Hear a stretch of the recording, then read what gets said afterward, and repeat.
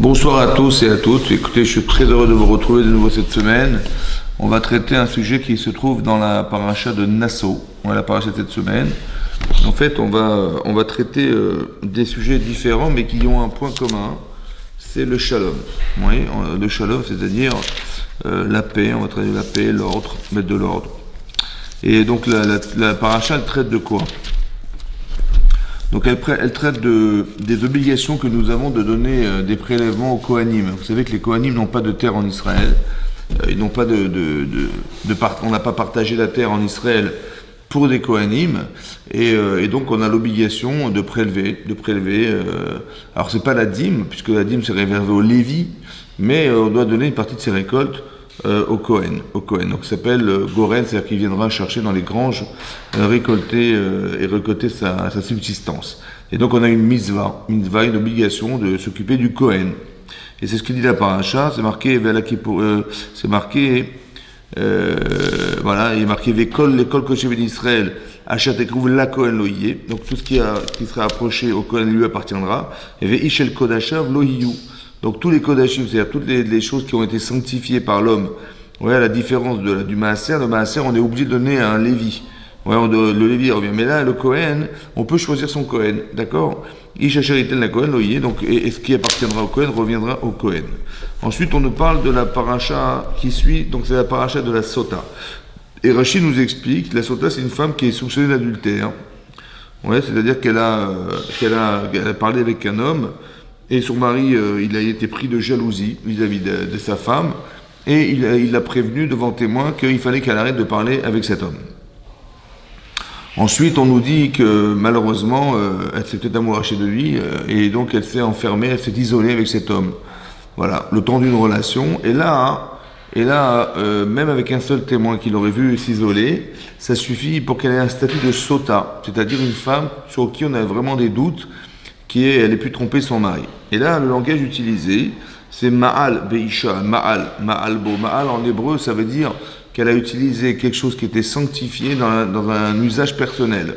Comme imaginez-vous, quelqu'un va prélever un sacrifice, ouais, qui va réserver donc pour une faute ou une nedava, un don pour le Beth Amikdash. Donc cet animal, il a une kedusha, une sainteté particulière. Et lui, il dit, tiens, je vais l'utiliser pour retirer ma charrue, et je vais monter dessus pour me balader. Non, on n'a pas le droit d'utiliser un usage personnel du Ekdesh. Ça s'appelle Ma'al. Et le même langage utilisé ici, à propos de la femme qui trompe son mari, c'est pareil que c'est le langage de Me'ila. C'est-à-dire qu'elle avait désacralisé sa relation de femme avec son mari. Et là, Rachid expliquait pourquoi on a juxtaposé ces sujets dans la Torah. C'est-à-dire pourquoi on nous a dit qu'il fallait absolument donner la terouma au Kohen. Et la terouma, c'est des prélèvements qu'on doit donner au Kohen qui vont lui permettre de subsister, et celui de la sota qui trompe son mari, pour dire que si quelqu'un ne donne pas la terouma au Kohen, un jour il va amener sa femme chez le Kohen. Ouais, le Kohen qui va donc faire la procédure de la sota. Ça, c'est ça. Ouais. Mais alors, quel rapport y a-t-il entre le fait que monsieur, il se prive de donner au Kohen et le fait que sa femme, elle va risquer de le tromper? C'est un peu compliqué à comprendre. Alors, pour l'instant, c'est ce qui est marqué. Qu'est-ce que fait Hachem dans ce cas-là? Il veut absolument faire la paix des ménages. Et donc, il veut absolument que cette femme ne meure pas, parce que si elle consomme cette substance qui était les eaux de la sota, après qu'on ait effacé le nom d'Hachem, alors elle va risquer de mourir si elle a vraiment fauté. Et si elle n'a pas fauté, elle sera innocentée, donc elle aura des bénéfices. On a des ben et fils. C'est-à-dire qu'elle pourra, si elle était stérile, elle pourra avoir des enfants, etc. S'ils étaient petits enfants, ils seront grands, etc. Des bénéfices. Mais on voit que Hachem, pour faire le shalom entre un homme et sa femme, il est prêt à effacer son nom. On n'a pas le droit d'effacer le nom d'Hachem. Si on écrit sur un parchemin le nom d'Hachem, on n'a pas le droit, c'est un interdit de la Torah de l'effacer. Ouais, de l'effacer. Et ici, on voit qu'Hachem, il est prêt à effacer son nom. Pourquoi? Parce que pour dissuader cette dame, pour essayer ou bien de la convaincre d'avouer sa faute, pour ne pas qu'elle meure. Ouais, et que même si elle doit divorcer, elle divorcera sans mourir. Et là, on voit qu'Hachem, ou alors elle va avouer ou alors elle va tenir tête et il y aura une paix et on verra et son mari verra que finalement il n'a pas été trompé par sa femme. Donc Hachem veut faire la paix. Encore une fois, le sujet du shalom. Hachem est prêt à effacer son nom pour le shalom, pour la paix des ménages.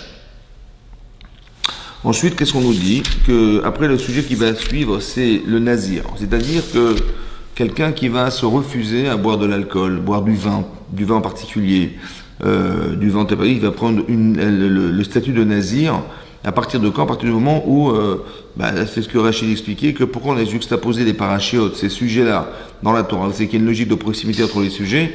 Pourquoi la Torah, elle a mis en avant le fait qu'une femme, elle puisse soupçonner d'adultère, et le nazir qui se refuse à boire du vin. Ouais, ou bien tout ce qui est dérivé du vin, et de se laisser pousser les cheveux pendant 30 jours, ensuite de se les couper au bout de 30 jours, etc., etc. Et alors là-bas, on explique, en fait, Rachid expliquait comme ça.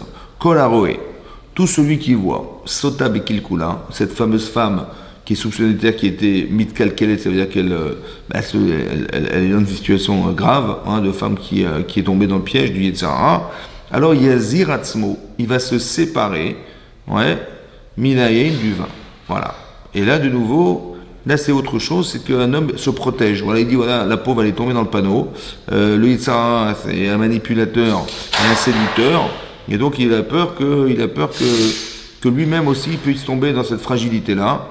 Et donc, il va faire un peu la paix avec lui-même en se refusant de boire de l'alcool. Mais ici, le sujet de la paix, c'est de se faire qu'on arrête de faire du bruit, quoi. Se faire que... Attends, je vais juste...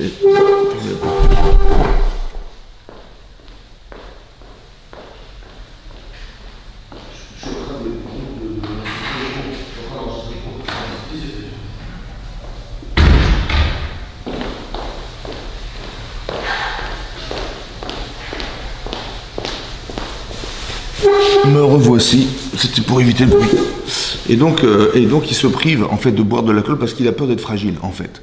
Il a peur d'être fragile et cette fragilité-là, qui lui semble être chez lui évidente, il a peur de tomber dans le piège que cette femme elle a pu. Donc il dit c'est l'alcool qui enivre, qui peut amener à ce qu'il puisse être happé par le désir.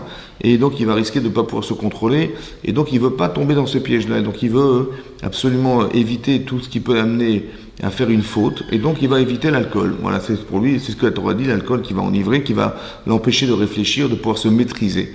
C'est pour ça qu'il va yazir atzmo, il va se séparer d'Hirachi de l'alcool. Voilà, ça aussi, en fait, pourquoi? Parce qu'il veut faire la paix avec lui-même. Il sait bien que s'il boit de l'alcool, il risque d'être influencé de façon négative. Et là, il ne va pas être heureux d'avoir fait cette faute. Alors il va devoir faire le chemin avec lui-même, c'est-à-dire de faire la paix entre son corps qui désire et son âme qui lui dit non, on n'y va pas.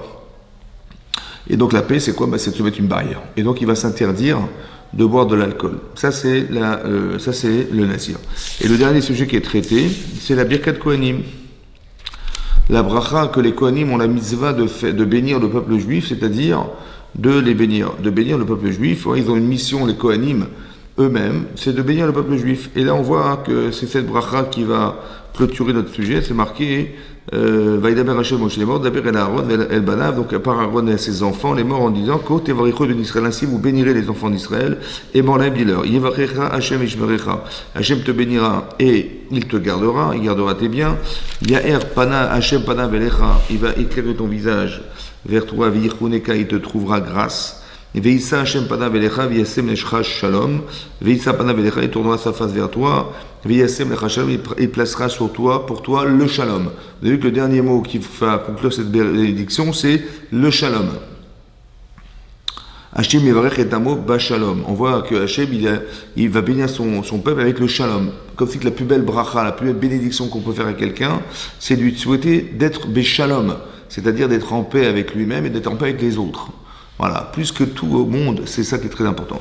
Et voilà ce qu'on voit ici. Donc le sujet en fait que je voulais mettre en avant, c'est le fait que le facteur commun entre tous les sujets, en fait le fil conducteur, c'est ça, c'est la paix. Ouais, vous avez vu, voilà la paix. Alors on va essayer de réfléchir ensemble. Ouais.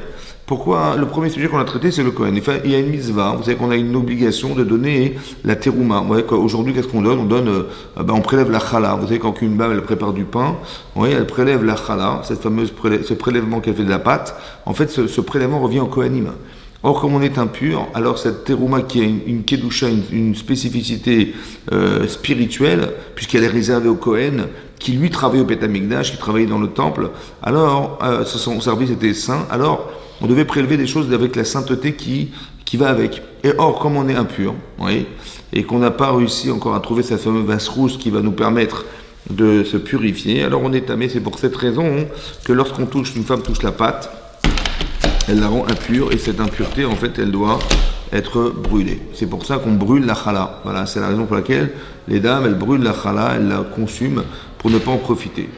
Maintenant, ça c'est ce que je voulais vous dire. Maintenant, quel rapport entre la trouma, hein? Alors il dit, parce qu'il n'a pas amené la trouma à ce Kohen, alors forcément, il va, bonsoir, il va forcément devoir, il va forcément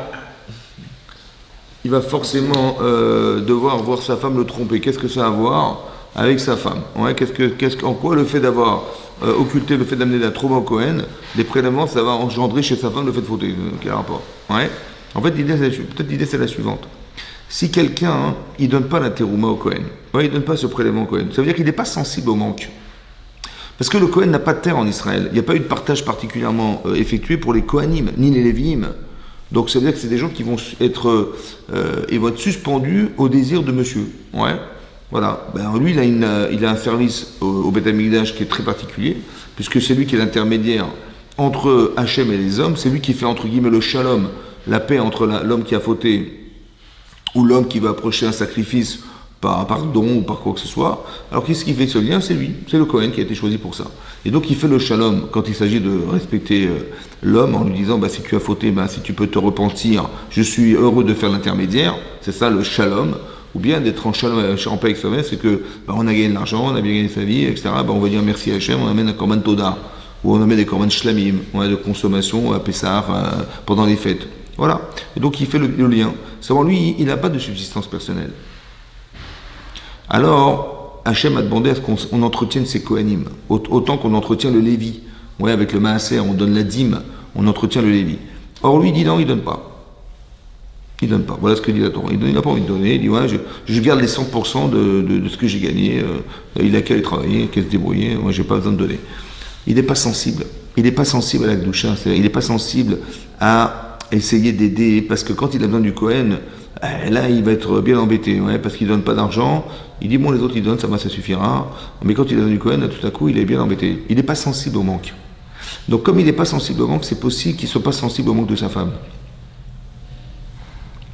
Et le manque d'affection qu'il a pu, ce manque d'affection peut-être parce qu'elle se sent ignorée, elle se sent pas aimée, elle se sent pas femme pour son mari parce qu'il donne rien, il partage pas, il parle pas. Vous avez vu qu'il partage pas, cet homme ne partage pas. Alors elle, le problème c'est que peut-être que c'est ça peut-être l'erreur. Elle a dit pour des shalom baït, le shalom baït, la paix des ménages, je vais pas me disputer avec mon mari, je vais pas lui montrer je vais garder mon mari, je vais garder mes enfants, mais je vais avoir une relation extra-conjugale.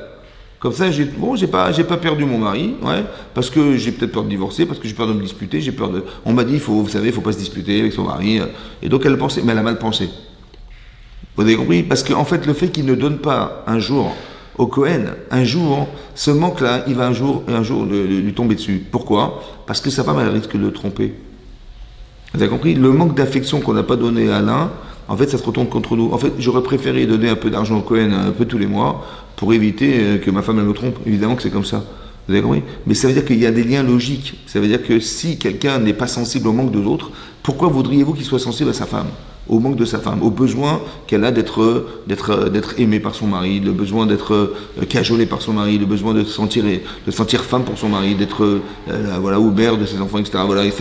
Et souvent les gens, malheureusement, ils négligent cette relation-là. Il n'y a pas d'intimité, il n'y a pas de côté affectif, il n'y a pas de tu es belle et tout ça. Donc, ça va lui manquer. Et donc, comme elle est en recherche de cet amour qu'elle n'a pas, alors elle va essayer de trouver ailleurs, pourquoi la femme en particulier? Parce qu'elle est sensible, parce qu'elle est émotionnelle, parce qu'elle est romantique, et elle trouve pas ça chez son mari.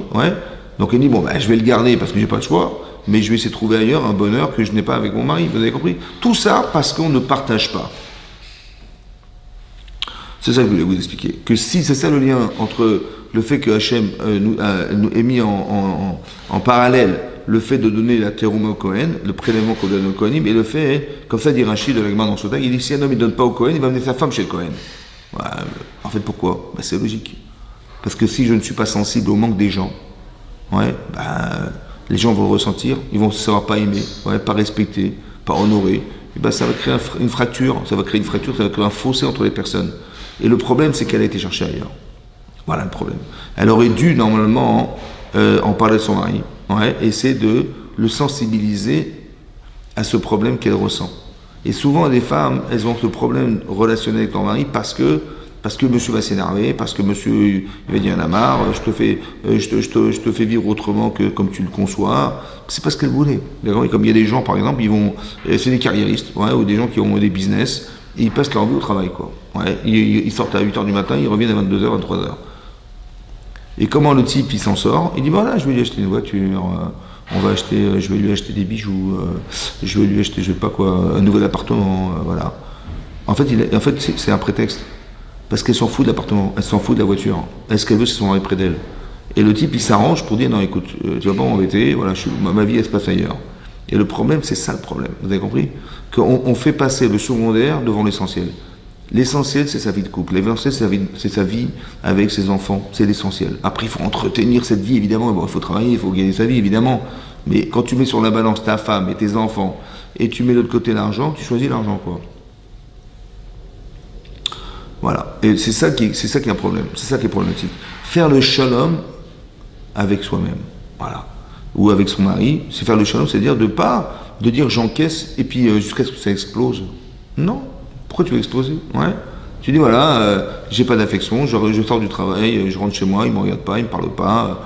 Vous avez compris, que ça soit dans les deux sens, hein, je parle bien dans les deux sens. C'est-à-dire même un mari, il peut se sentir ne pas être aimé, ou toujours remis en question, ou toujours des reproches, ou des trucs. Jamais un côté affectif, ou dire ouais, bravo, jamais, toujours des remarques, ouais, toujours des donneurs de leçons, mais jamais des bonnes intentions, ouais, jamais, comment dire, des signes d'amour. Non, ça n'existe pas. Il va jamais dire à sa femme je t'aime. Non, il veut pas, il n'ose pas, vous comprenez ça.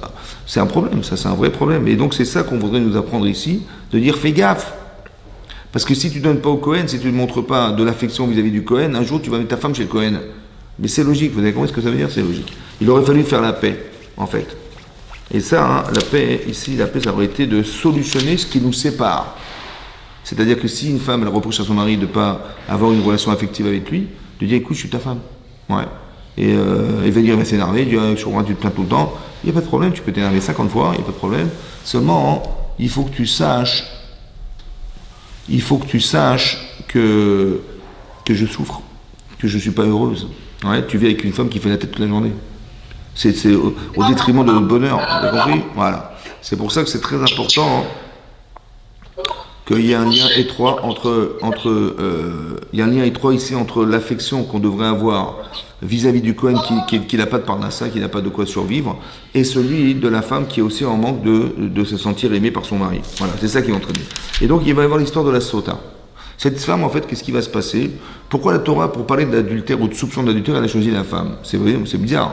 Pourquoi on n'a pas dit, on aurait pu un cas général, voilà, si un homme ou une femme voilà, trompe son mari, voilà ce qui va se passer. Non, cette procédure, elle concerne la femme. C'est bizarre. Ouais.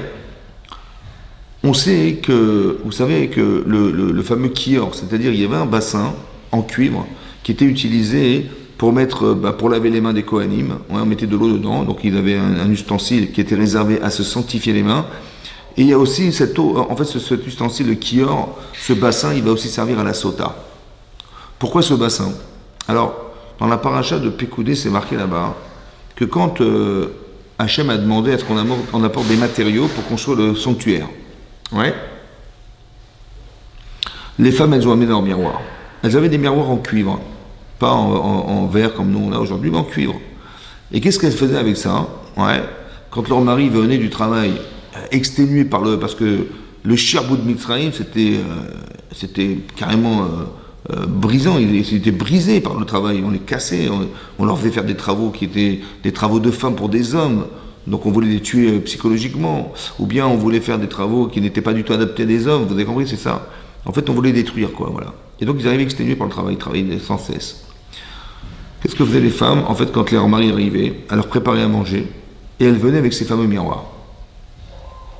Et elle les regardait, et elle se regardait avec lui dans le miroir, en disant, tu vois, voilà, il y avait un effet de séduction dans ce jeu-là, un jeu de séduction avec ces miroirs.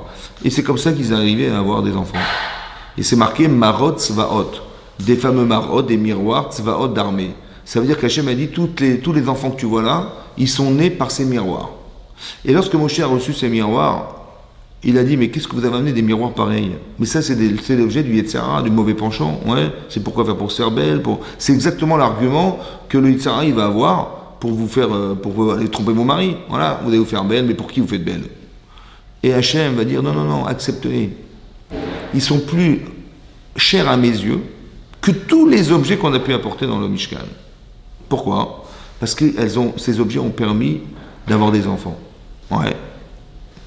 Alors j'ai pensé, qu'est-ce qu'il y avait de spécial là-dedans? En fait, c'est très profond parce que ça veut dire qu'aux yeux de Moshe Rabbeinu, c'est l'objet du mauvais penchant. Aux yeux d'Hachem, c'est le plus bel objet qu'on ait pu trouver.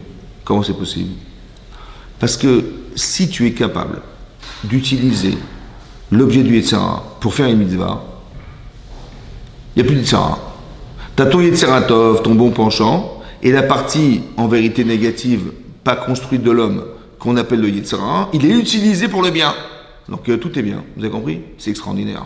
Ça, c'est plus Chaviv Alay. Ça veut dire que c'est plus cher à mes yeux parce que c'est l'objet qui va réconcilier en fait un homme et sa femme. Elle, qu'est-ce qu'elle aurait pu faire? Elle dit, mon mari il est crevé, il arrive du boulot tout le temps, elle a marre, on n'a pas de relation, je suis pas heureuse, il dit toujours qu'il est fatigué. Bon, bah, qu'est-ce qu'elle va faire? Bah, séduire un Égyptien. Voilà ce qui aurait pu se passer. Ben non, elle est restée fidèle à son mari. C'est ça. C'est avec cet objet-là, le miroir, qu'on a fabriqué le kior, le bassin. Et c'est dans ce bassin que madame qui a trompé son mari, elle va boire les eaux de Sauternes. Parce qu'elle n'a pas respecté la pudeur des femmes qui étaient en Mitzraïm. Elle aurait pu être tentée par les hommes à l'extérieur, ouais. Elle aurait pu être tentée par un Égyptien, voilà. Eh ben non. Elle a eu une capacité de résistance et de se dire non, je refuse, je veux pas tromper mon mari. Et elle est tombée dans le panneau. Vous avez compris, c'est ça le problème. Donc c'est peut-être pour ça déjà qu'on parle de la femme. La deuxième raison peut-être, hein.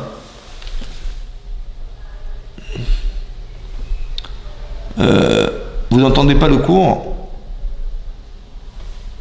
Bon. Et donc, voilà, c'est une chose. La deuxième raison, je pense, c'est un problème qui fait partie de la jante féminine. Pourquoi je dis ça? Parce qu'au début de la création du monde, il y avait trois personnages. Il y avait Adam, Chava, et il y avait le Nachash, le serpent. Et là-bas, c'est marqué dans le Midrash que quand Adam et Chava, ils avaient une relation intime entre eux, le serpent, il était jaloux. Et donc, il a voulu tuer Adam Arishon, en fait, pour s'approprier sa femme.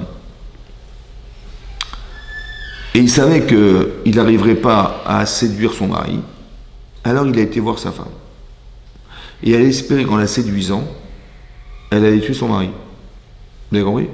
Mais là-bas, c'est marqué, quand Hachem a dit, mais pourquoi tu as mangé du Hetzadarat? Pourquoi tu as consommé de fruits de la connaissance bien humain? Il a demandé à la femme. Elle a dit, mais c'est le Nachash Ishiani qui m'a tenté.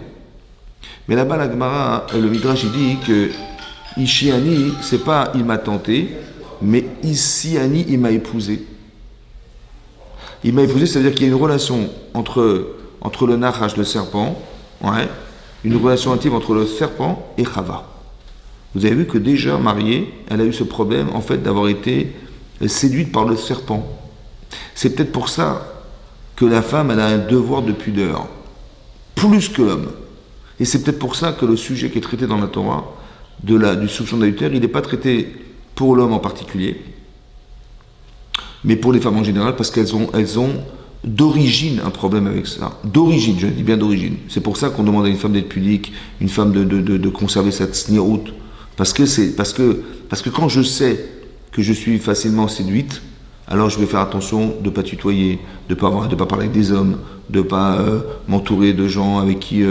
parce qu'il suffit qu'elle ait un problème avec son mari un jour, je ne sais pas, et que ça dure des mois et des mois, et puis elle rencontre un type au boulot, je ne sais pas, dans un collègue de travail, n'importe quoi, ou elle va rencontrer un beau gosse dans la rue, j'en sais rien, elle risque d'être tentée, genre j'en ai marre de souffrir, je veux retrouver ma jeunesse, je veux retrouver mes émotions de femme, quoi, et elle risque de tomber là-dedans, parce qu'émotionnellement, elle est aspirée vers ça, vous avez compris? C'est pour ça, hein? Oui, à ce niveau-là, c'est la fragilité dans le sens où elle veut être belle, elle veut qu'on la trouve belle, elle veut que... Et donc, ça fait partie de la jante féminine, ça fait partie des qualités d'une femme, mais qui peuvent être un piège parce que, malheureusement, les émotions, ça peut happer la personne. Et c'est pour ça, ici, qu'on parle de la sota en particulier. Vous avez compris? Voilà. cette sota, cette femme qui risque d'être soupçonnée d'adultère parce que, voilà. Le problème, c'est elle tient le mauvais raisonnement.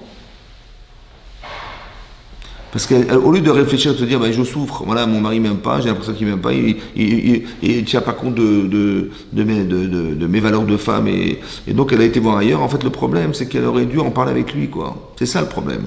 Pourquoi tu vas essayer? Vous avez compris que les femmes en Mitzrayim, en Égypte, elles n'ont pas été cherchées ailleurs. Elles ont trouvé un moyen de se réconcilier avec leur mari. De quelle manière? Un jeu de séduction, voilà, on va trouver des miroirs, ouais, et ces miroirs-là vont permettre de créer le lien. Elles n'ont pas essayé de se dissocier, mais de se rattacher. Elles ont essayé de trouver des choses qui vont faire que son mari, ben, il va la trouver belle, il va vouloir la désirer, et puis à la désirer, ils auront des enfants. C'est comme ça. C'est comme ça qu'on fait le shalom. C'est de se séparer de ce qui nous sépare. Elle n'est pas heureuse. Ben alors, qu'est-ce qu'on fait? Ben, je dis, essaye de balayer autour de toi ce qui te sépare de ton mari. Essaie de balayer autour de toi ce qui te sépare de ta femme. C'est ça qu'il faut faire. Vous voyez? Souvent les gens ils vont voir des rabbinim et ils en ont marre, voilà, ils souffrent dans leur couple et ils vont vous énumérer tous les problèmes qu'ils ont trouvés chez l'un et chez l'autre. Ouais. Là, tu vas dire ma femme elle est comme ça, j'en peux plus, je vais divorcer. Elle dit mon mari mais c'est pire, mais monsieur le rabbin c'est pire, mon mari il est comme ça, j'en peux plus, je veux divorcer. Alors souvent quand je vois ça, je leur explique comme ça. Je lui dis là vous venez de commencer votre vie de couple. Comment? Parce que vous avez relevé tout ce qui n'allait pas.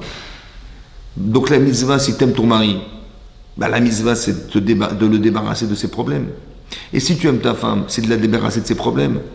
Les problèmes qui, en fait, font obstacle à votre relation de couple. Donc quand tu te seras débarrassé de ce qui te sépare d'elle, et quand elle se sera débarrassée de ce qui se sépare de lui, bah, vous allez vous retrouver. Ouais, si tu aimes ton mari, bah voilà, débarrasse-toi de lui. C'est exactement ce qu'elle a fait, la femme en Mitzrayim. Elle n'a pas dit, bah écoute, il est fatigué, il en a marre, il vient toujours crever, machin à la maison. Non, elle a dit, je perds pas mon mari. Et je vais trouver quelque chose qui va nous rattacher. Voilà. Je trouve des solutions. Ça s'appelle faire le shalom. Le shalom, c'est mettre de l'ordre. Il y a un désordre. Vous avez compris? Et ce shalom, la paix en vérité, la paix, c'est l'extrapolation de l'ordre. Ça veut dire que si deux pays sont en guerre, par exemple deux pays sont en guerre, bon bah ils s'entretuent. Qu'est-ce qu'on fait? Il dit qu'on va pas. Jusqu'à quand vous allez vous tuer? Jusqu'à quand il y aura combien de morts il va y avoir pour arrêter de se faire la guerre? Il dit bon alors qu'est-ce qu'on fait? Ben vous savez quoi on va mettre de l'ordre. On va définir des territoires, on va mettre des frontières. Ça va? Est-ce que vous êtes d'accord que votre pays va démarrer là, il va s'arrêter là? Vous êtes d'accord? Ça vous va? Ok, signez. Et vous êtes d'accord que ça démarre là et ça s'arrête là? Vous êtes d'accord? Signez. Qu'est-ce qu'on a fait en fait? On a mis de l'ordre. Et maintenant que c'est en ordre, alors on est en paix. Donc la paix, ce n'est que l'extrapolation de l'ordre. C'est-à-dire que ça vient après. En vérité, le principe de mettre du shalom dans sa maison, c'est de savoir quel est ton rôle. Mets de l'ordre dans ta vie. C'est ça. Où est-ce que tu te positionnes? Une femme, elle a un problème, il y a du désordre. Alors mets de l'ordre. Trouve des choses qui vont permettre à ton mari de t'aimer, de considérer. Voilà, mets de l'ordre dans ta vie.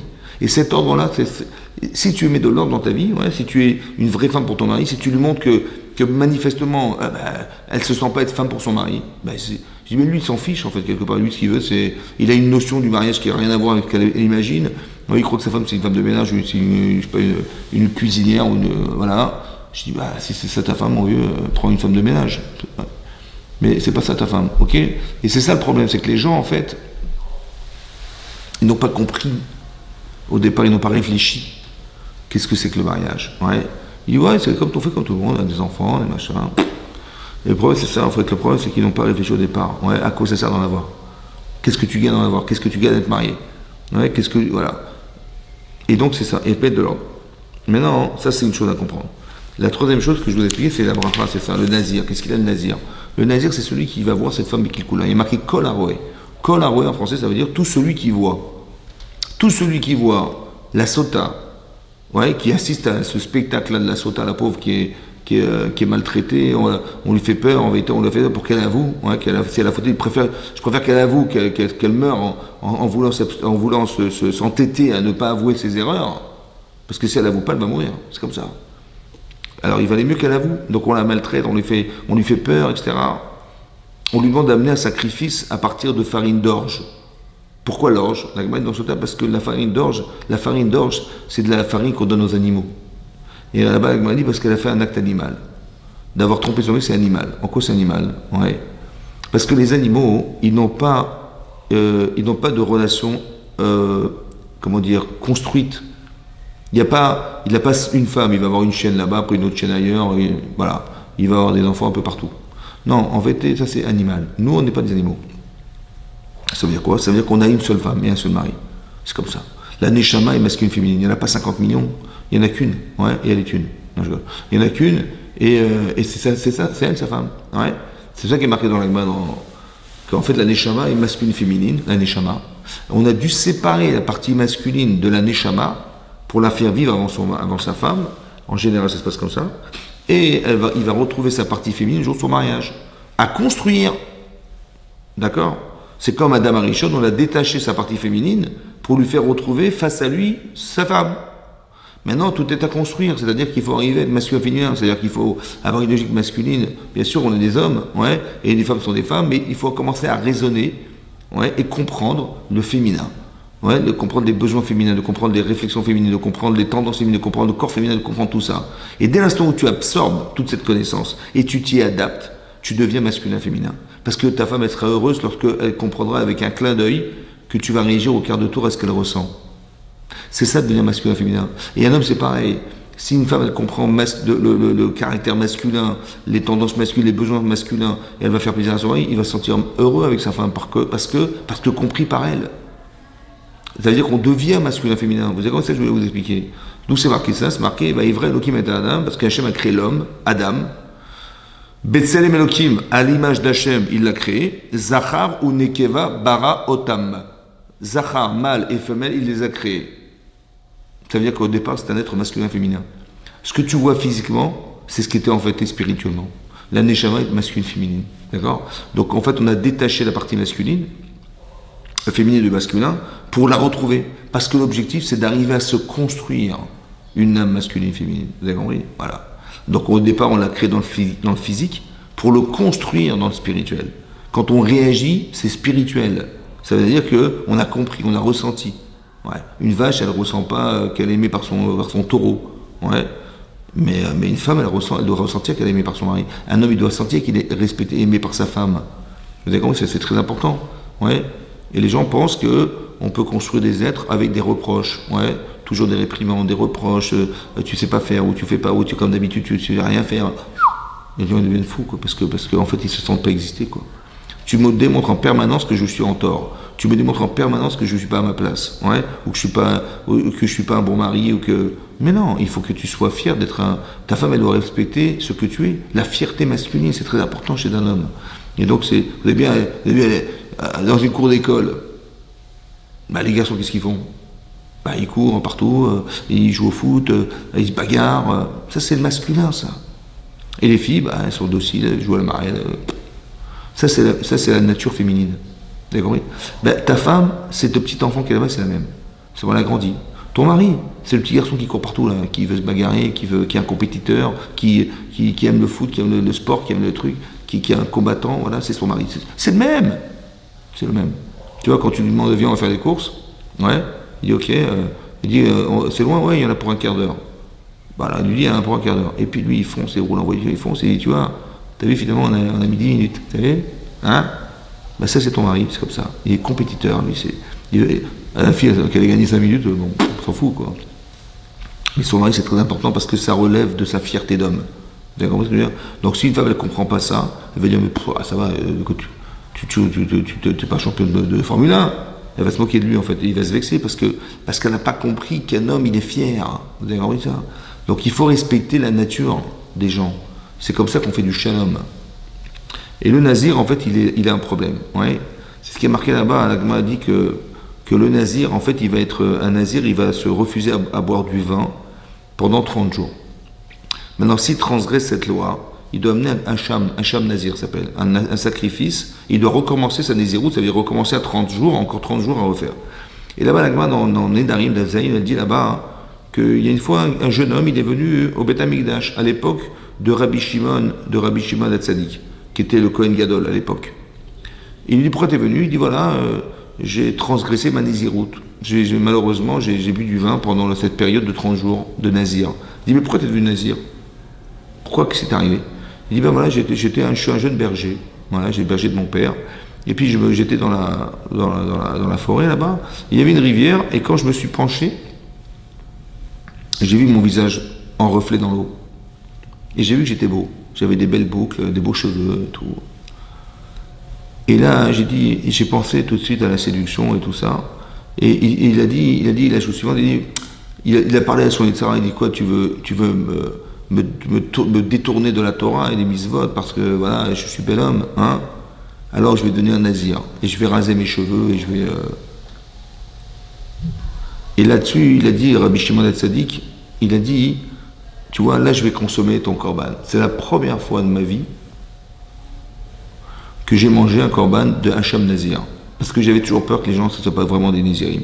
Mais toi, je vois que vraiment tu l'as fait pour éviter ton Yitzhara. Ouais, c'est ça le Nazir. Faut pas dire parce qu'en vérité, pourquoi? Parce que l'Agma a dit qu'un Nazir, c'est un fou. Pourquoi c'est fou? Il est fou parce que, et c'est même pour ça qu'il y a un korban khatat, parce que pourquoi tu te prives de boire du vin? Depuis quand tu te fais des khumrot comme ça, de te priver de plaisir? C'est un fou, on ne se prive pas du plaisir. Mais l'Agma dit non, mais dans ce cas-là, il a voulu se priver du plaisir pour éviter d'être enivré, de se laisser happer par le désir et de tomber dans le piège du Yitzhara. Il dit, ah ça c'est super, kol hakavod.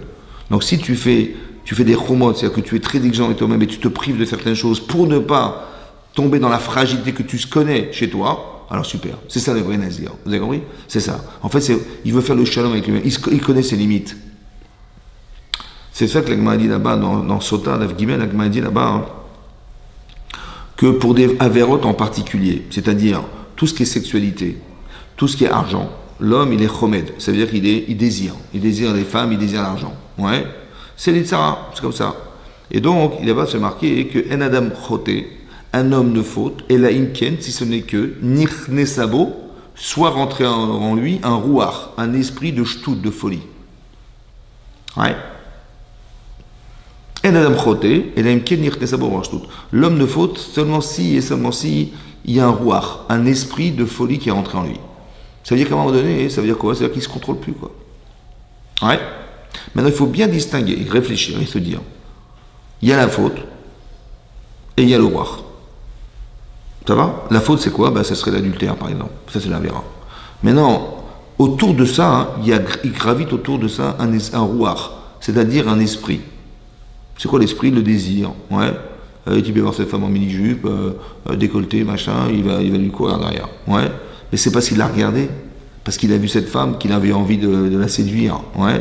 Elle était mignonne, peut-être qu'elle est mariée, il dit, ouais, je vais m'arranger, c'est pas grave. Vous avez compris ce qui se passe?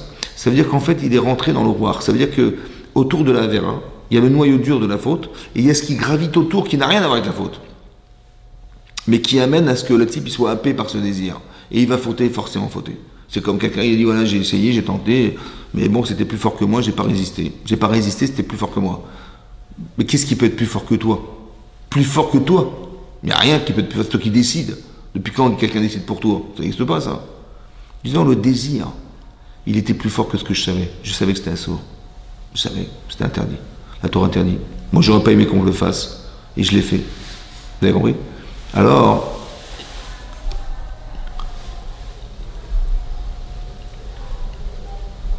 qu'est-ce qui s'est passé? Plus fort que ce que je savais. Le désir est plus fort que la raison. C'est ça. Je savais que c'était un sourd, mais j'ai pas pu résister. C'est ça. Mais pourquoi t'as pas résisté? Parce que tu t'es pas mis des limites. Parce que tu te connais pas. Parce que tu sais bien, ouais, au départ on apprend à se connaître, ouais, on sait bien qu'il y a des choses qu'on ne doit pas voir, il y a des choses qui sont interdites de voir, mais pourquoi? Parce que tu sais pertinemment que plus tu nourris cette relation avec ce que tu vas voir, et plus tu vas créer ce désir. Et plus que tes yeux vont voir et ton cœur va ressentir, va désirer, et va être envieux, alors tu vas tomber dans le panneau et tu vas fauter. Ça va? Ça vous avez compris ça? Voilà. C'est très important, c'est-à-dire qu'il y a la faute, et donc de quoi on doit se protéger? Pas de la faute. C'est sûr, ça, c'est pas chou, c'est comme ça. On doit se protéger, mettre des barrières, non pas à la faute, mais au désir qui va graviter autour de la faute. Vous avez vu? Quand on dit que Chachamim a soussé avec la Torah, les Chachamim ont mis des barrières à la Torah, oui. Ils ont mis des barrières, c'est marqué dans les Pirkei que des Chachamim, ils ont mis des barrières à la Torah. Ouais, des barrières, ça veut dire quoi des barrières? Ça veut dire qu'ils ont mis des frontières à ne pas transgresser. Tant que tu n'as pas traversé ce désir, parce que tu connais la limite. Tu sais que tu vois ça, ou tu respires ça, ou tu rentres là-dedans, cet endroit-là, tu sais que tu vas tomber dans le panneau. Tu le sais. Alors, mets-toi des barrières. Dis, là, je rentre pas, je ne regarde pas. Ouais, au moins là, je suis lucide. Après, je suis plus lucide. C'est terminé. Ouais. Garde ta lucidité. Ça, c'est le nazir, ça. On apprend du nazir, c'est ça qu'on apprend du nazir. Le shalom, vous avez compris? Il est en paix avec lui-même parce qu'il connaît ses limites. Il sait qu'il y a des choses très graves, il y a des choses qui sont moins graves à faire. Mais il sait qu'il n'a pas envie de transgresser la Torah. Il a envie de se perdre. Voilà. Alors il faut savoir mettre des limites. Ça, c'est le nazir. Vous avez vu? Il est en shalom avec lui-même.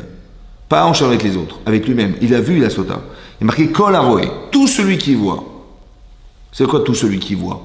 Tout celui qui voit une sota avec Ilkula, tout celui qui a vu la sota, alors il doit se séparer du vin. Pourquoi? Ça veut dire quoi, Kol? Kol, ça veut dire que personne ne peut y échapper. Tout le monde est touché par ce problème.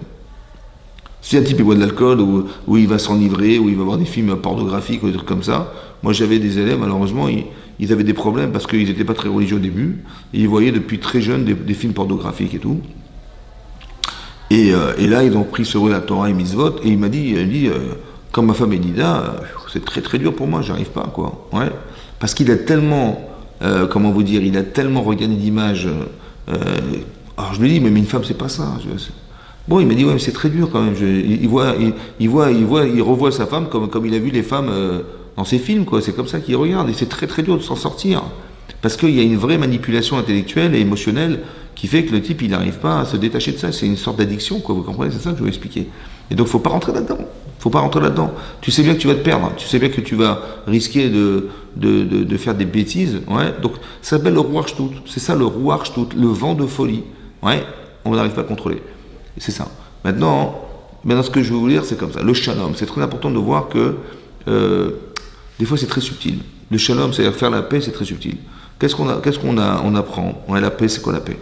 On voit que, par exemple, vous savez, quand Avram Avinu, on avait rapporté cet exemple, mais quand Avram Avinu, il a dû quitter Israël, alors que Hachem lui avait demandé de partir en Israël à cause de la famine. Bon, il est parti en Mitzrayim, en Égypte. Et là-bas, c'est marqué dans Rashi, que lorsqu'il a vu sa femme, il a dit, maintenant je sais que tu es belle. Comment Rachid l'expliquait? Parce qu'il a vu sa femme dans l'eau, il a vu qu'elle était belle, et vous n'entendez pas? Ah mince. Voilà, c'est bon. Il a vu que sa femme était belle, ouais, et donc Avram, il a vu qu'Avram, sa femme était jolie, c'était une belle femme, et il a dit, mais... s'il te plaît. Comment? Et donc il a vu sa femme était belle, et il a dit, il a eu peur pour lui. Il a dit, mais si ils vont savoir que tu es ma femme, ils vont forcément te proposer au roi d'Égypte, et ils vont me tuer pour te proposer au roi d'Égypte. Alors je t'en prie, dis-leur que tu es ma sœur, et comme ça ils me feront du bien, et tu sauveras ma vie. Mais Rachid nous dit que tellement elle était pudique, Sarah, il n'a jamais vu son visage. Il s'est marié avec une femme, ouais, ou du moins c'était tellement pas forcément très important pour lui, ouais, qu'il a ou bien qu'elle était de sa noix plus pudique, ou bien que lui, il gardait ses yeux pour ça, je sais pas, ouais. Qu'il n'a même pas vu, c'est quand il était en danger qu'il a regardé sa femme. Vous imaginez? Comme des anges, quoi, carrément des anges. Et quand bien même, c'est marqué là-bas que quand, dans la paracha de Vayera, quand il a reçu les anges, ouais, il y a un ange qui devait lui annoncer qu'il aurait un enfant, un ange qui devait le soigner, un ange qui devait aussi annoncer qu'on allait détruire Sédom. Et là-bas, c'est marqué dans la Torah, ils ont dit, elle est où ta femme? Ouais, Aïe Sarah Ishtecha. Elle est où ta femme? Il a dit, bah, elle est dans le Ohel, elle est dans la tente. Ouais, elle était pudique. Et là-bas, c'est marqué, Rachid nous dit que pourquoi ils ont posé la question, alors qu'ils savaient pertinemment qu'elle était là-bas, et c'était les anges qui savaient où elle se trouvait. Pourquoi ils ont dit ça? Il dit, les Chaviva al-Barla, pour chérir, pour la chérir auprès de son mari, qui dit qu'il était fier d'avoir une femme sédéquette. Ouais, maintenant de qui on parle? On parle d'Abraham. Avram Avinu. Est-ce qu'il a besoin qu'on lui dise des trucs pareils? Je veux dire, c'est un ange, cet homme. C'est pas un homme, c'est un ange. Ouais. Tu as besoin de lui dire, tu sais, ta femme, quand la cavode, elle est pudique, elle est sadiquette, tu as besoin de lui dire. Ouais. Qu'est-ce qu'on apprend de là? D'abord, on apprend, le Raphaël Chauvet, il explique qu'on apprend de là que toute forme d'argument que tu peux trouver pour renforcer un couple, alors fais-le. Vous avez compris? Même pour Abraham Avinu. Vous avez compris? Ça veut dire qu'on apprend de là un principe que quand tu vas dire à son mari, puisque ta femme c'est vraiment une sadéquette et tout, il va être fier de sa femme, tu vas renforcer ce couple, mitzvah. Même si tu as l'impression que c'est pas grand-chose, mais tout ce que tu peux faire pour renforcer un couple, il faut le faire. En disant ta femme elle est super, qu'elle a cavote, qu'elle se roule, tu vois, qu'elle mérite d'avoir une femme pareille. Bien qu'il savait pertinemment qu'elle était dans la tente. Mais tout ce que tu peux faire pour que ça puisse se faire, fais-le. Ça s'appelle mettre du shalom dans un couple. Renforcer, comme nous on va à un mariage, bah on doit dire, la Gemara dit que si quelqu'un il va à un mariage, ouais, et qu'il va là-bas, il mange, mais il danse pas avec le khatan, ou elle danse pas avec la kala, et ils viennent pour manger, quoi, voilà. Alors ils sont gozel, ils volent chamisha kolot, ils volent 5 voix. Parce que c'est marqué kol sasson 1, ve kol simcha 2, kol khatan 3, kol kala 4, kol mitzalot, khatanim lechutan, ça fait 5. Il a volé des kolot, il a volé les voix. Ça veut dire quoi les voix? La voix, c'est pas ce qu'on a dit. La voix, c'est ce qu'on a voulu dire. Le kol, c'est pas le dibour. Le dibour, c'est ce que j'ai dit. Mais ce que j'ai voulu dire, qu'est-ce qu'il voulait le khatan? Ben, il voulait que je le rende heureux. Il voulait que je lui rappelle qu'il a fait un bon choix d'épouser cette femme. Il voulait que je lui dise, viens participer à ma joie. Dis-moi, souhaite-moi Mazal Tov. Pourquoi c'est important? Parce que quand je vais dire à quelqu'un Mazal Tov, et il va revoir les photos de son mariage, ça va renforcer et réanimer en lui le désir de l'avoir épousée. Donc si demain il y a du Yetzer Hara de se séparer d'elle, il va se rappeler qu'on lui a dit Mazal Tov. On l'a réconforté dans son choix. Vous avez compris ce que je veux dire? Ça, c'est la mitzvah. À chaque fois que tu vas à un mariage, il faut participer en disant Mazal Tov, je suis très heureux pour toi. Très important, parce que sinon je suis un voleur de colle. Parce que qu'est-ce qu'il voulait que je mange, ou il voulait qu'il m'ait invité pour que je lui dise Mazal Tov? Mais non, il voulait que je lui dise Mazal Tov. Ben, c'est ce que je vais faire. Ouais. C'est ça que je vais faire. Et je vais renforcer son couple de cette manière. C'est pour ça qu'on a organisé une séouda, il y a des repas au mariage, il y a des vidéos au mariage, il y a de la musique au mariage. Parce que les émotions doivent être très fortes pour que justement, lorsque l'Israël va venir pour essayer de nous détruire ou de nous séparer ou de nous amener des mauvaises informations sur l'autre, on se souvienne et on ait les émotions inversées de savoir qu'on s'est marié, on se revoit les albums, photos, on revoit les vidéos, on revoit les Mazal Tov, on revoit tout ça. Ouais. Renforcer, c'est très important. C'est ça le shalom. C'est tellement important qu'on a vu la sota qu'Hachem il va effacer son nom pour le shalom. On va voir aussi dans la paracha là-bas que lorsqu'on va annoncer à Sarah qu'elle aura un enfant, c'est marqué, elle a rigolé dans son cœur. Ouais. Et elle a dit, Adonizaken, mon Seigneur, en parlant de son mari, il est trop vieux. Elle a rigolé, on n'aura jamais d'enfant. Ouais. En fait, elle n'y croyait pas. Et c'est marqué là-bas qu'Hachem, il a dit à Abraham, ta femme, elle a rigolé, mais elle a dit, Anizakanti, je suis trop vieille. Il a changé. Et de là-bas, on apprend qu'on a le droit de changer les choses, entre guillemets, de mentir, mais de changer pour le shalom. Voilà, on a le droit de changer pour le shalom. On avait expliqué, mais de quel droit tu peux te permettre de faire une faute, parce que Mishdvar Sheker Tichak, on doit s'éloigner du Sheker, du mensonge. Et comment Dieu, il a pu mentir? Ou il a changé, elle n'a jamais dit ça. Elle a dit, mon mari est trop vieux. Et lui, il a dit, non, elle a dit qu'elle était trop vieille, à Abraham. Oui, pourquoi il a changé? Alors on a expliqué comme ça. C'est quoi faire le shalom bayit? Pourquoi on a le droit de mentir? Pour le shalom, pour la paix des ménages. Parce qu'en vérité, dans l'exemple que je vous donne, voilà, elle a dit, mon mari est trop vieux. Bon, mais elle a rigolé. Alors, pourquoi Hachem il intervient dans ce cas-là? Pourquoi il est venu voir Abraham en disant, ta femme elle a rigolé? Alors, en fait, parce que si elle rigole, c'est que c'est stupide. C'est ridicule. Ouais. Comment je vais avoir des enfants à mon âge, ou que mon mari, comment il va me permettre d'avoir des enfants? Elle trouve ça ridicule. Or, si c'est ridicule, si c'est stupide, c'est ridicule, et qu'elle n'y croit pas, elle ne pourra pas tomber enceinte. Parce que Hachem, il veut bien donner à une femme des enfants, mais elle n'y croit pas. Donc, il n'y a pas de réceptacle de la beracha, puisqu'elle n'y croit pas. Vous comprenez? Donc, qu'est-ce qu'il faut faire? Je vais dire à son mari, tu sais, ta femme, elle a rigolé. Ça veut dire, je vais dire, écoute, il faut que tu la convainques d'y croire, parce que sinon, elle ne tombera jamais enceinte. Or, si je lui dis, mais tu sais, il faut que tu ailles la voir, mais elle a dit que tu étais trop vieux. Je lui dis, pardon? Oui, elle a dit que tu étais trop vieux. Ah, il va y aller, il va jamais y aller. Hein. Il dit, comment elle a osé parler comme ça? Fier qu'un homme, il est de dire, mais comment ça se fait? Elle qui est trop vieille, c'est pas moi qui est trop vieux. Alors, pour éviter le Yetzer Hara d'Avraham Avinu, alors elle a dit qu'elle est trop vieille. Vous avez compris? Le mensonge, c'est pas mentir à Abraham, c'est mentir au Yetzer Hara d'Abraham. Parce que si je dis à Abraham, tu sais, ta femme, elle a dit que tu étais trop vieux, qu'est-ce qu'il va dire sur Yetzer Hara? Il dit, mais attends, mais elle prend pour qui là-haut? C'est elle qui est trop vieille. Ouais. Moi, je crois que c'est moi qui réfléchis, mais c'est mon Yetzer Hara qui anime chez moi ce désir de frustration. Que de me dire, mais comment elle a osé parler comme ça de moi, mais ça va pas ou quoi? Ouais, et donc je vais jamais y aller ou je vais jamais avoir l'envie d'y aller. Or, qu'est-ce que je suis obligé de faire pour contourner Yetzer Hara? Je veux dire, elle n'a pas dit que tu étais vieux, elle a dit qu'elle était trop vieille. Il dit, elle a dit ça, ok, j'y vais. Vous avez compris ce que c'est ça? Faire du Shalom Bayit, c'est d'arriver à comprendre de façon subtile où est-ce que se plante le Yetzer Hara et d'aller à le contourner pour ne pas tomber dans le piège de ce qui pourrait nous séparer. Vous avez compris ça? C'est ça le shalom. C'est ça le shalom. C'est aussi marqué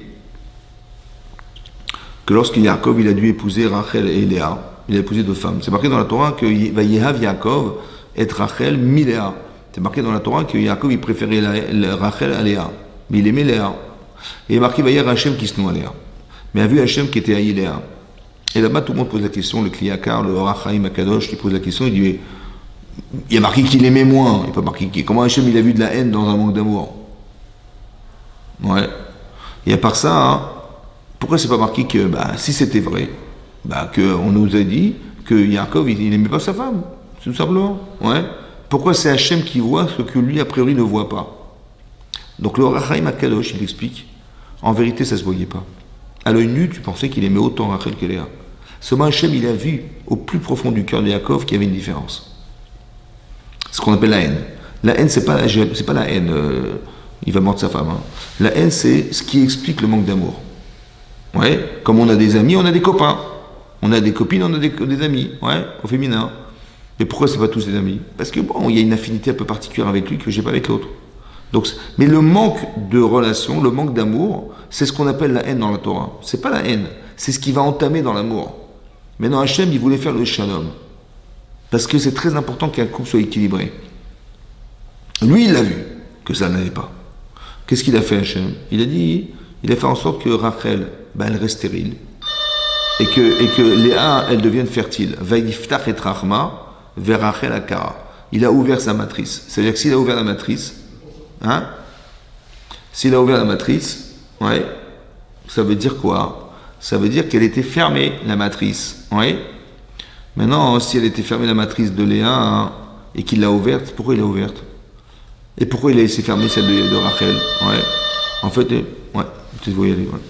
C'est en fait d'expliquer que Hachem il a compris que en fait elle n'était pas aimée et qu'il fallait absolument combler ce manque d'amour. Alors il a dit la femme qui va lui apporter ses premiers enfants, ça va combler l'amour qu'il avait manqué d'avoir vis-à-vis d'elle.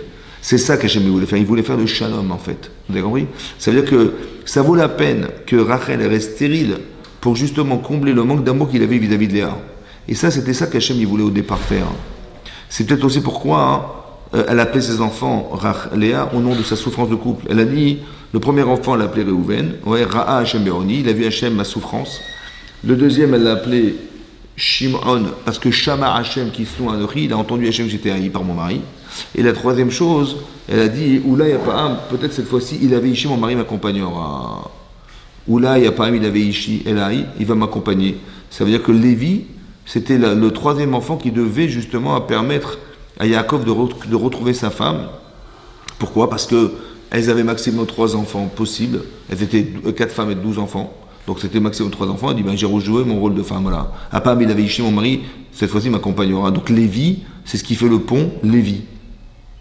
C'est ce qui fait le pont entre Yaakov et sa femme. C'est ça Lévi. Ouais. Mais non, le Lévi, c'est ça. Et donc ça veut dire qu'elle avait un problème de couple en fait. Et donc elle voulait faire le shalom avec son mari, et Hachem il a essayé de faire le shalom au maximum. Ouais, ça se voit pas en fait. Il faut le comprendre. Mais comprendre, ça veut dire que, comme par hasard, sa sœur elle est stérile, et elle l'est pas. Alors qu'elle l'était en fait. Et ça, Hachem il a voulu donner cette capacité à Yaakov d'aimer sa femme, parce que c'est elle qui va lui apporter ses premiers enfants. Et ça va combler le manque d'amour inconscient qu'il avait vis-à-vis d'elle. Tellement le shalom, c'est très très important en couple, vous avez vu comment c'est important, que même inconsciemment, un homme il peut avoir une sorte de, on va dire, de déficience au niveau de l'amour de sa femme, mais sans qu'il s'en rende compte. Et Hachem il dit non, il ne faut pas que ça soit visible non plus inconsciemment, et donc je vais combler ça en lui permettant d'aimer cette femme-là qu'il aime moins, en lui proposant d'avoir des enfants avec elle. Vous avez compris ce que ça veut dire ça? C'est marqué les Bechorot. Vous savez qu'au départ, ceux qui devaient travailler au Beth Amikdash, c'était le Bechor, les aînés. Seulement, ils ont fauté. On a fait le veau d'or. Et donc, on n'a pas mérité, les Bechorot, les aînés n'ont pas mérité de faire la voda du Beth Amikdash, de servir au Beth Amikdash, ou au Mishkan. Alors, qui on a choisi? Les Lévis. Eux n'ont pas fauté. Mais pourquoi les Lévis? Est-ce que les Lévis, c'est pas ceux qui ont fait le lien et qui ont permis à Yaakov d'aimer sa femme, puisqu'il lui a porté 3 enfants. Hein? Et vous avez vu que Hachem, on retrouve, c'est très important parce que l'amour qu'on peut avoir de son épouse ou de son mari, c'est un peu comme dans Shir HaShirim, l'histoire d'amour entre Hachem et le peuple juif. Et donc par extrapolation, si on a recréé le lien qui existait, qui était manquant entre Yaakov et sa femme par Lévi, alors c'est lui qui va pouvoir être aussi l'intermédiaire entre Hachem et les hommes, le Lévi, qui va engendrer le Kohen. Vous avez vu? On est devenu des Kohanim parce qu'il y a eu des Léviim au départ. Mais c'est très intéressant de voir que ce qu'on ne se rend pas compte que ce qu'on arrive à créer physiquement, eh ben ça va se retrouver spirituellement relativisé par cette relation intime qui aurait dû se créer et qui s'est créée grâce à Lévi. Vous avez compris ce que je veux dire? C'est faire le shalom, c'est aussi faire le shalom. C'est aussi marqué que l'Agma dans Yvamot, elle parle de ça aussi, ouais. Que l'Agma dit là-bas qu'il y aurait même une mitzvah de mentir dans des cas de shalom baït. Nous, on apprend la mitzvah, parce que là-bas, c'est marqué que Shaoul, lorsque Shaoul a décidé de tuer David Améler, et qu'Hachem a décidé de nommer à la place de Shaoul David, en tant que roi, il a dit va oindre David Améler. Comme ça, parce que Shmuel Hanavi, c'était lui le Navi, le prophète, et c'est lui qui devait oindre David Améler. Et qu'est-ce qu'il a dit Shmuel à Hachem? Il dit mais si je vais dire à Shaoul, je vais lui annoncer que je vais oindre à sa place David Améler, il va me tuer. Et là-bas, Hachem dit bah, dis-lui que tu vas à Jérusalem amener un sacrifice. Ouais. C'est vrai ou c'est faux? Hein? C'était faux. On voit qu'il a ordonné de mentir. Pourquoi? Parce que Shaoul Améler, il veut absolument tuer David. Et s'il ne peut pas le tuer, il va le tuer pour ceux qui vont lui annoncer que le futur roi d'Israël, ça va être David Améler. Il est dans l'Yetzirah. Alors pour contourner l'Yetzirah, faire le shalom, alors tu vas lui dire que tu vas venir sacrifier à Jérusalem. Tu ne vas pas lui dire la vérité. Il y a des choses qu'on ne raconte pas, parce qu'on sait pertinemment que ça va attiser chez la personne le désir de se venger. Il y a des vérités qui dérangent. Alors il ne faut pas les dire. Ça va? Et quand on les cache, on permet de ne pas alimenter le Yetzirah qui se cache derrière. C'est vrai? Ou bien de changer. On ne ment pas à la personne en fait. Hachem, il n'a pas menti à Shaoul en lui disant tu lui diras que c'était pour un korban. Il a menti au Yetzirah de Shaoul, qui est que si tu lui annonces que tu vas oindre David Améler, il va te tuer direct. Pour éviter qu'il fasse un meurtre, alors on va lui dire qu'on va amener un korban. Ça va, un sacrifice. Vous avez compris ça? C'est ça. Le shalom, c'est fondamental. C'est aussi marqué à la fin que quand finalement Rachel a eu un bébé, elle a eu Yosef. Pourquoi elle l'a appelé Yosef? Parce que Asaf Hachem est très repati. Il a mis fin Hachem à ma honte. Comme ça c'est marqué. Donc le sens littéral, ça veut dire elle avait tellement honte de ne pas avoir d'enfant que maintenant qu'elle a eu cet enfant, il a mis fin à ma honte. Comme ça on pourrait comprendre. Mais Rachid n'explique pas comme ça. Il dit que en fait une femme, quand elle n'a pas d'enfant et que son mari lui fait des reproches, elle n'a pas d'argument. Elle est obligée d'avouer que c'est elle. Ouais, pourquoi t'as fait ça? Pourquoi t'as fait ça? Alors que lorsqu'elle a un enfant, elle peut dire non, mais c'est pas moi, c'est le petit. C'est marrant, hein? Et pourquoi t'as cassé les verres? Comme ça dit Rachid, il dit c'est pas moi, c'est le petit. Maintenant, est-ce que vous pensez sincèrement qu'il y a comme Avinu, il va reprocher à sa femme pourquoi t'as cassé les verres? Pourquoi t'as cassé des verres? Pour qu'on ait besoin de mentir et de dire que c'est pas elle, c'était son fils. Hein? On parle de Yaakov Avinu. On parle de Rachel. Ça veut dire que pour nous, c'est pas un problème. Parce que bon, c'est que des vers, c'est pas grave. Mais pour quelque chose qui va créer inconsciemment une fracture entre un homme et sa femme, alors Hachem, il a fait qu'elle pourra dire c'est pas moi, c'est lui. Elle va mentir. Mais pourquoi? Parce que pour éviter toute fracture entre un homme et sa femme, et qu'il soit déçu d'elle parce qu'elle a cassé quelque chose, même si c'est pas très important, mais ça existe. Ouais. En fin de compte, il va dire, elle est pas très exigeante sur ça, ou elle est un peu distraite, ou elle est machin, ce qui va rester dans le cerveau. Pour ne pas que ça reste dans le cerveau de son mari, alors il vaut mieux qu'on prétexte que c'était son fils qui l'a pété. Vous avez compris ça? Combien c'est pas important les shalom baït?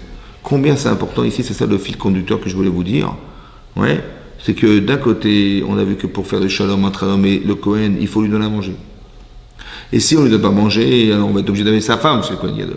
Et si la femme elle va tromper son mari, alors elle aurait dû faire le shalom avec son mari, ouais, comme les femmes en Égypte, elles ont fait le shalom avec leur mari, avec les fameux miroirs, elle n'a pas respecté la valeur féminine des femmes qui ont respecté leur mari en Égypte, ouais. Alors elle va devenir sota. Et quand un homme il va voir cette femme, sota, il va dire, ouais, elle est tombée dans le panneau, mais moi aussi je peux tomber dans le panneau. Moi aussi je peux tomber dans la séduction, moi aussi je peux tomber dans l'alcool, alors je vais me refuser.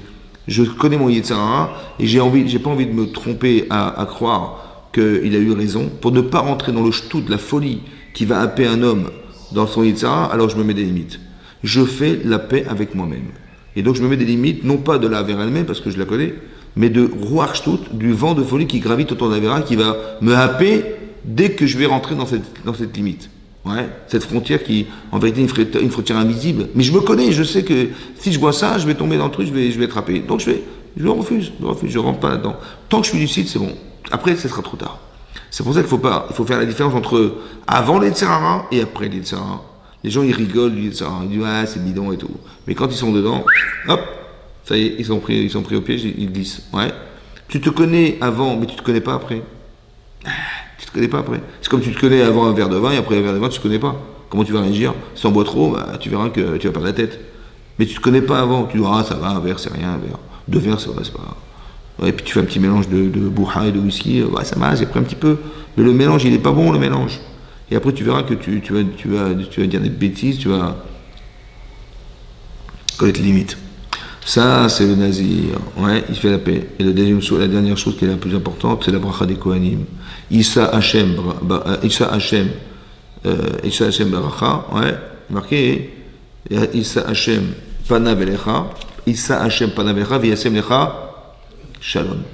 Dernier mot du Birkat Kohanim, c'est Shalom. C'est le plus important. La bracha, c'est d'être Béchalom. Pas la bracha qui crée des conflits. Tu dis, ouais, je vais avoir plus d'argent, machin, et l'autre, il a plus d'argent, je vais être jaloux, je vais être... Non, ça crée des problèmes. Il faut que ce soit une bracha qui amène du shalom. Que chacun, il est content de ce qu'il a. Voilà. Je connais ma place, je sais ce que j'ai à faire dans la vie, j'ai pas besoin de jalouser qui que ce soit parce que je ne suis pas l'autre. Ouais. Et si l'autre, il a eu plus que moi, c'est qu'il a autre chose à faire de sa vie avec ce qu'on lui donne. Chacun son mazal. Vous avez compris? Je n'ai pas ni à être jaloux, ni à être envieux, ni à être voleur, ni à être, je sais pas quoi, ni à être rancunier. Bêtise. Pourquoi? Tu es rancunier parce que tu ne connais pas ta place. Tu es rancunier parce que tu ne sais pas que ce qui te revient a été pensé par Hachem. Tu n'es pas jaloux non plus pour ces raisons-là que je vous cite. Donc il faut se connaître, c'est fondamental. Pour être capable de faire du shalom, il faut d'abord savoir où est-ce que ta place elle se trouve. Qu'est-ce que tu peux faire de ta vie? Quels sont les moyens qu'on t'a donnés? Quelle est l'intelligence qu'on t'a donnée? Quelles sont les émotions que tu as? Quel est ton physique? Tout ça. Quel est ton sexe? Le masculin, tout ça, il faut savoir. Et dès que dans ce temps où tu comprends ce que tu es, alors tu sais quoi faire avec. Il faut que tu saches quoi faire avec, ou bien tu pries Hachem qui t'éclaire pour savoir ce que tu peux faire de toi. Voilà. Il t'aide à comprendre quelle est ta mission sur Terre. Et dans l'instant où tu te connais, tu peux envisager d'avoir ce profil de vie, de dire voilà, je sais ce que je vais faire de ma vie parce que je me connais. Mais si tu ne te connais pas, eh ben, tu vas vouloir être un autre. Et ça, c'est pas possible. Il faut pas. C'est ça la jalousie, c'est ça la rancune, c'est ça la frustration. Il faut pas, il faut respecter ce que tu es. Et c'est ça. Et ben c'est la bracha du shalom, c'est ça. Ouais, V'yasem lecha shalom, V'yasem lecha shalom, il placera en toi le shalom. C'est la plus belle des mitzvot parce que quand tu es en paix avec les autres et en paix avec toi-même, bah, tu es un tzaddik. Voilà, c'est ce qu'on espère. Ben, Ezrat Hashem Yitbarach. Merci beaucoup d'avoir suivi le cours. Chazak.